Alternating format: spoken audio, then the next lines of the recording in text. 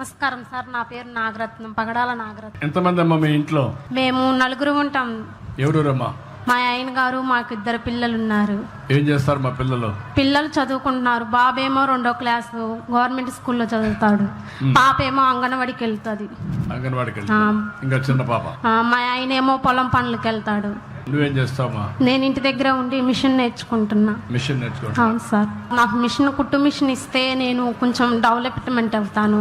మా ఆయనకి ఆటో కావాలని పెట్టుకున్నాం. ఆటో ఇస్తే కొంచెం ఆయన ఆటో తోలుకుంటా సంపాదించుకుంటాం సార్. కాబట్టి 2 పిల్లలు. ఇల్లుందా? లేదు సార్. ఇల్లు లేదు. స్థలం కూడా లేదు సార్. స్థలం కూడా లేదు. స్థలం, ఇల్లు కూడా కావాలి కదా సార్. అద్దె కొంటున్నాం సార్. ఇల్లు స్థలం ఇస్తే ఎంత కడుతున్నాం అద్దె? 1000 రూపాయలు సార్. 1000 రూపాయలు. 1000 రూపాయలు. అప్పుడు ఇల్లు కట్టిస్తే 1000 రూపాయలు మిగులుతుంది. అవును సార్. ఓకే. ఎంత వస్తుందమ్మా మీ ఆయనకి ఆదాయం?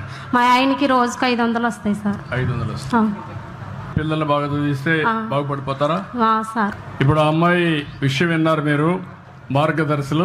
మీరు రెస్పాండ్ అవుతున్నారు, నేను మాట్లాడతాను. ఓకే కూర్చోమ్మా. మీ పక్కనున్న నాగరత్నం గారు చెప్పిన దానికి వాళ్ళకి కావలసిన ఇల్లు వీటికన్నా కూడా వాళ్ళిద్దరు పిల్లల చదువు నాకు చాలా ఇంట్రెస్టింగ్ గా అనిపిస్తుంది. ఇప్పుడు నాగరత్నం గారు అడిగిన దాంట్లో వాళ్ళ ఆయనకు ఒక ఆటో కావాలని అడిగారు.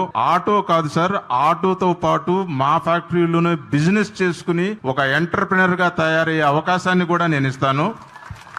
సో ఆమె కుటుంబాన్ని ఆర్థికంగా కానీ, ఆరోగ్యపరంగా కానీ, పిల్లల చదువుల పరంగా కానీ, వాళ్ళ హస్బెండ్ కి వ్యాపార రీత్యా కానీ క్రక్స్ బయోటెక్ తరపున పూర్తి సహాయ సహకారాలు అందిస్తూ మా సొంత ఫ్యామిలీ లాగా చూసుకుంటానని మీ సభాముఖంగా మనవి చేసుకుంటున్నాను సార్.